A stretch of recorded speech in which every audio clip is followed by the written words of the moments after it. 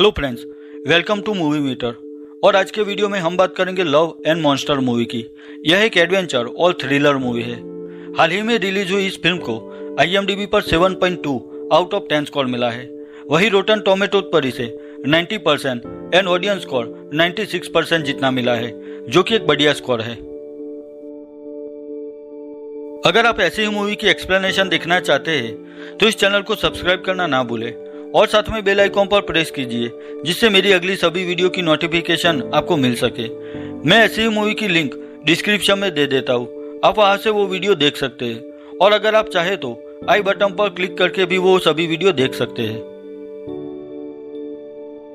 पर वीडियो में आगे बढ़ने से पहले एक स्पॉइलर वार्निंग, क्योंकि यहाँ पर मैं लव एंड मॉन्स्टर मूवी की फुल स्टोरी के साथ आपको एक्सप्लेनेशन देने वाला हूँ। तो अगर आपको स्पॉइलर से कोई फर्क नहीं पड़ता तो ही आप यह वीडियो देखें। वैसे यह मूवी इंग्लिश लैंग्वेज में अवेलेबल है, तो आप उसे देखकर समझना चाहते हैं तो आप इस वीडियो को स्किप कर सकते हैं। तो चलिए अब लव एंड मॉन्स्टर मूवी की स्टोरी पर फोकस करते हैं। मूवी की स्टार्टिंग में दिखाया गया है कि अगाथा 616 नाम की एक बड़ी उल्कापिंड पृथ्वी से टकराने वाली थी, पर उस वक्त दुनिया के सभी देश एक साथ उस मुसीबत का सामना करने के लिए साथ खड़े हुए। आखिर उनकी यूनिटी ने उस उल्का को पृथ्वी से टकराने से पहले ही मिसाइल से नष्ट कर दिया। पर यहीं पर स्टोरी खत्म नहीं होती।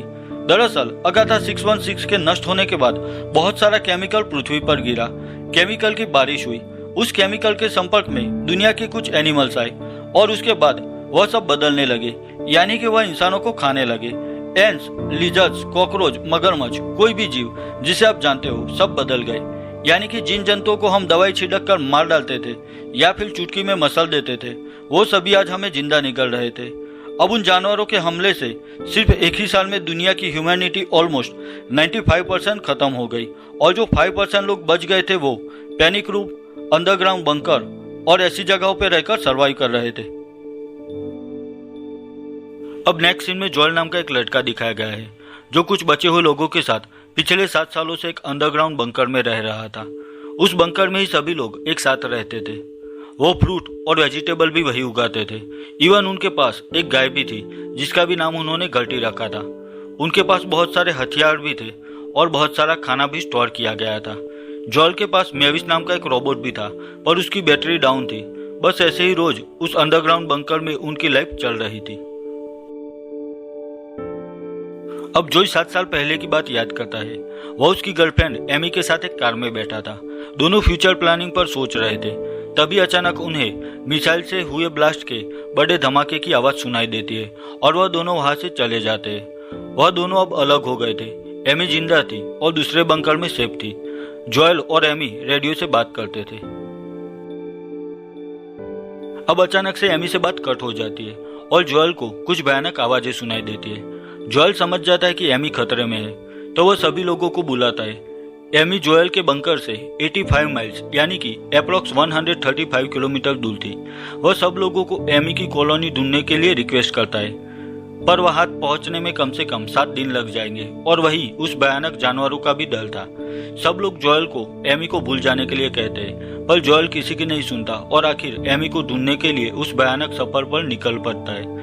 उसने एमी की कॉलोनी तक पहुंचने के लिए एक मैप भी बनाया था और जरूरी सभी इक्विपमेंट्स भी साथ ले लिए थे। जोएल अपने बंकर से बाहर निकल गया था। अभी तो सब ठीक था। वह थोड़ा आगे बढ़ता है। अभी उसे बंकर से बचते हुए 1 किलोमीटर भी नहीं हुआ होगा कि एक घर के पास स्विमिंग पूल से एक बड़ा फ्रॉग बाहर आ जाता है और तभी जोएल वहां से भागता है। फ्रॉग अपनी लंबी जीभ से जोएल का पैर पकड़ लेता है। जोएल फ्रॉग का निवाला बनने ही वाला था, तभी एक डॉग फ्रॉग को जोएल से छुड़ा लेता है। तब जोएल वहां से अपनी जान बचाकर भागता है। वह डॉगी आखिर जोएल को एक पुरानी बस में लेकर आता है। वहां रात हो जाती है तो जोएल उस बस में सो जाता है। दूसरे दिन जोएल फिर से एमी को ढूंढने के लिए निकल पड़ता है। उसके साथ वो डॉग भी आ जाता है। आखिर जोएल को उस सफर के लिए कंपनी मिल ही गई। थोड़ा आगे जाने पर जोएल वह मैप देखता है। तब अचानक सामने एक खड्डे में वह गिर जाता है। वहां पर जोएल को बहुत सारी आवाजें सुनाई देती है और थोड़ी ही देर में वहां पर बहुत सारे सैंड गोबर्स आ जाते हैं, जो अपने शिकार की ओर आगे बढ़ रहे थे। तभी एक आदमी रस्सी से जोएल को बाहर निकाल देता है और उस खड्डे में एक बम डालकर सारे सैंड गोबर्स को मार डालता है। उस आदमी का नाम क्लाइड था और उसकी बेटी का नाम मिन्नो था। अब जोएल क्लाइड से अपनी गर्लफ्रेंड एमी की कॉलोनी के बारे में पूछता है तो क्लाइड कहता है कि वहां तक पहुंचना मुश्किल है, पर वह उसी रास्ते जा रहा था।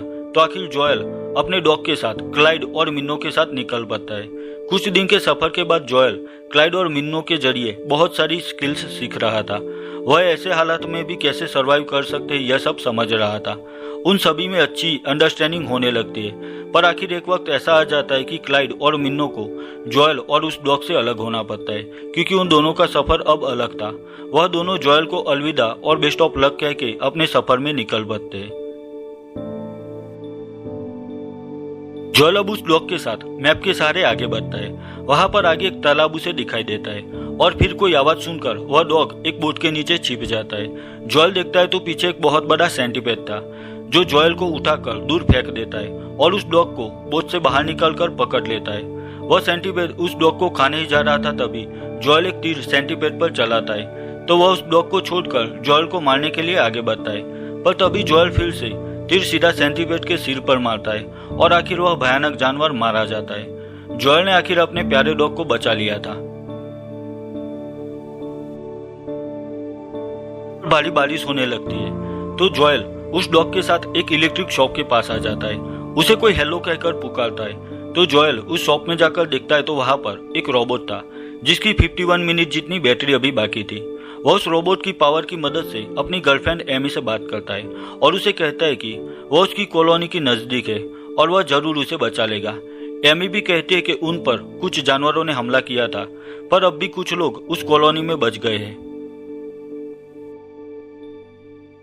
अगले दिन जोएल अपने डॉग के साथ एमी तक पहुंचने के लिए निकल पड़ता है, पर तभी जोएल को जमीन के अंदर कुछ महसूस होता है और अचानक से कोई जानवर उस जमीन से बाहर आता है, पर अभी तक यह पता नहीं चल पाता कि आखिर वह कौन सा जानवर है। उसे देखकर जोएल अपने डॉग के साथ वहां से भागता है। वह जानवर भी उनके पीछे आ रहा था। वह अब तक जमीन से पूरा बाहर नहीं निकला था, बस जोएल के पीछे पड़ा हुआ था। जोएल उस डॉग के साथ एक पेड़ के पीछे छिप जाता है और वह जानवर भी जमीन से बाहर आ गया था। वह बहुत ही डरावना लग रहा था। थोड़ी देर बाद वह जानवर वहां से चला जाता है, पर अचानक से जोएल का डॉग जोर से भौंकने लगता है और उसकी आवाज सुनकर वह जानवर फिर से वापस आ रहा था। उसे आता हुआ देखकर जोएल एक बॉम्ब रेडी रखता है जो उसे क्लाइड ने दिया था। अब जैसे ही वह जानवर आगे बढ़ता है, जोएल राइट टाइम पर वह बॉम्ब सीधा उस जानवर के मुंह में फेंकता है और तभी बड़े धमाके के साथ वह जानवर फट जाता है और मारा जाता है। अब जोएल उस वक्त पानी में था तो कुछ जहरीली स्नेल उसकी बॉडी पर चिपक जाती है और उसे काट लेती है। उस जहर की असर से जोएल बेहोश हो जाता है। जब उसे होश आता है तो उसके सामने उसकी गर्लफ्रेंड एमी थी। जोएल अब भी पूरा होश में नहीं था तो एमी उसे अपनी कॉलोनी पर ले जाती है। एमी खुश थी क्योंकि जोएल ने अपनी जान की परवाह किए बगैर एमी को बचाने के लिए यहाँ तक का डरावना सफर तय किया था। एमी जोएल को कॉलोनी के कुछ लोगों से मिलाती है और सबको जोएल का इंट्रो करवाती है। थोड़ी देर बाद एमी जोएल से कहती है कि उसे अच्छा लगा कि वो उसे बचाने के लिए यहाँ तक आया, पर 7 साल बहुत ज्यादा वक्त है। एमी कहती है कि वह पिछले 4 साल से किसी और को चाहती थी और वह कुछ दिन पहले ही उस हमले में एमी को बचाते हुए मारा गया। एमी कहती है कि वो जोएल को सब सच बताना चाहती थी, पर वो यह कहकर जोएल को हर्ट नहीं करना चाहती थी। अब जोएल यह सुनकर अपसेट हो जाता है। वह मैप देखता है तो उसे अपने बंकर के लोगों की याद आती है, तो वो कॉलोनी के रेडियो से बंकर के अपने साथियों से बात करता है। बंकर के लोग भी जोएल की आवाज सुनकर खुश थे क्योंकि उसने किसी की मदद की बगैर आखिर एमी को ढूंढ लिया था। वह सब जोएल को एमी के साथ उस बंकर में वापस आने के लिए कहते हैं। जोएल बात कर रहा था तभी उसकी नजर बेरी के फ्रूट पर जाती है। तब जोएल को याद आता है कि क्लाइड ने उसे कहा था कि भूल कर भी कभी वो रेड बेरी मत खाना, क्योंकि उसे खाते ही बेहोश हो जाओगे और कोई भी जानवर तुम्हें पकड़कर आसानी से अपना शिकार बना लेगा। और क्लाइड ने जोएल को एक डायरी भी दी थी जिसमें उसने ऐसे पॉइजन वाले फ्रूट्स और भयानक जानवरों की डिटेल लिखी थी। वहां पर बहुत सारे रेड बेरी देखकर जोएल समझ जाता है कि जरूर यहाँ पर कुछ गड़बड़ है। अब उस कॉलोनी का इंचार्ज एक बंदा था जिसका नाम कैप था। जोएल को यकीन हो गया था कि कैप का प्लान अलग है, तो वो बाहर आकर एमी से मिलता है, पर तब तक कैप ने वो रेड बेरी कॉलोनी के सभी लोगों को दे दी थी। जोएल एमी से बात कर रहा था तभी कैप की गर्लफ्रेंड डेना जोएल को बेहोश कर देती है। होश में आने पर जोएल देखता है कि कैप और उसके साथियों ने सब लोगों को बांध कर रखा था। कैप सबको उसकी असली वजह कहता है कि दरअसल सब लोगों को फूड एंड वाटर सप्लाई करना मुश्किल है। इतना सारा खाना तो उसके लिए कई सालों तक चलेगा। और उसके पास एक बोट थी और उस बोट को उस समंदर में किसी बड़े जानवर से बांध कर रखा था, जिससे वह जानवर इन सब लोगों का शिकार करके वह बोट धीरे धीरे चला सके। कैप ने उस जानवर को पकड़ के रखा था क्योंकि उस बोट को चलाने के लिए फ्यूल चाहिए जो उनके पास नहीं था, तो वो लोग उस जानवर को अपने स्वाद के लिए यूज करना चाहते थे। आखिर वह जानवर धीरे धीरे पानी से उन लोगों की ओर आ रहा था। वह एक बहुत बड़ा क्रैब यानी कि केकड़ा था जो बहुत गुस्से में था क्योंकि उसे एक बड़ी चेन से बंधा हुआ था। एमी उस वक्त छूट जाती है और वह जोएल को भी फ्री कर देती है। सभी लोग अपनी जान बचाकर भागते हैं। एमी कैप के साथियों को रोकने में लगी थी, वही जोएल उस भयानक क्रैब को रोक रहा था। वह सभी उस जानवर से डटकर मुकाबला करते हैं और आखिर उस जानवर को गिरा देते हैं। पर तभी कैप उस क्रैब पर लगाए हुए उसके एक इक्विपमेंट से उस जानवर को इलेक्ट्रिक शॉक देता है और वो क्रैब आखिर फिर से खड़ा होकर सब लोगों के पीछे लग जाता है। आखिर जोएल समझ गया था कि उस क्रैब को सताया जा रहा है क्योंकि कैप ने उसे बड़ी चैन से पकड़ा था। ऊपर से वो इसे इलेक्ट्रिक शॉक भी दे रहा था। शायद इसी वजह से वह बहुत गुस्से में है। तभी वो क्रैब जोएल का पैर पकड़कर उसे खींच रहा था। उसी वक्त एमी एक बड़ी शॉटगन जोएल को देती है। अब जोएल वो शॉटगन उस क्रैब के बड़े मुंह की ओर करता है और उसकी आंखों में देखता है।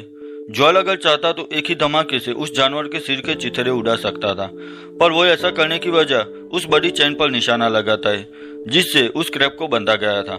अब वो चैन टूट गई थी तो कैप उस जानवर को कोई भी इलेक्ट्रिक शॉक नहीं दे सकता था, यानी कि वो क्रैब अब आजाद था। अब वो क्रैब आखिर जोएल को छोड़ देता है और सीधा कैप की बोट की ओर आगे बढ़ता है। वो कैप की गर्लफ्रेंड और उसके साथी को खा जाता है और आखिर कैप को भी पकड़कर खा जाता है और देखते ही देखते कैप की बोट के टुकड़े कर देता है। आखिर अभी के लिए सब प्रॉब्लम्स खत्म हो गई थी। जोएल एमी से मिलता है। वहां पर उस कॉलोनी में कुछ बूढ़े लोग बच गए थे, तो एमी वहीं रुकने का डिसीजन लेती है और जोएल एमी से अलविदा कहकर अपने बंकर की ओर जाने का डिसीजन लेता है। वो इन सबको अभी अपने साथ नहीं ले जा सकता था क्योंकि अब भी रास्ते में खतरा ज्यादा था, तो वो एमी से कहता है कि वो बंकर तक पहुंच जाएगा और उसके बाद सब लोगों के साथ सब सेफ्टी के साथ यहाँ वापस आकर उन सबको ले जाएगा। बस उसके बाद जोएल अपने डॉग के साथ बंकर की ओर निकल पड़ता है। अब उसे किसी का डर नहीं था क्योंकि इस 7 दिन के सफर ने काफी कुछ सिखा दिया था। वो आखिर अपने बंकर तक सही सलामत पहुंच जाता है और अपने सभी साथियों से मिलता है और आखिर जोएल और उसके बंकर के सभी लोग बाहर आकर अपने सफर में निकल पड़ते हैं। अब उन्हें कोई डर नहीं था, वो सब जो भी हो उसे लड़ने के लिए रेडी थे।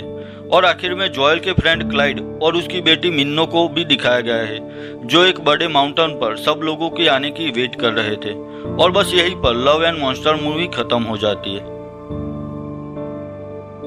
बस यहीं पर लव एंड मॉन्स्टर मूवी की एक्सप्लेनेशन खत्म करता हूँ। अगर यह वीडियो आपको अच्छी लगी है तो इसे लाइक और शेयर कीजिए और मेरे लिए कोई भी सजेशन है तो मुझे कमेंट सेक्शन में कमेंट करके बताइए। तो मिलता हूँ अपनी नेक्स्ट वीडियो में, तब तक के लिए बाय बाय।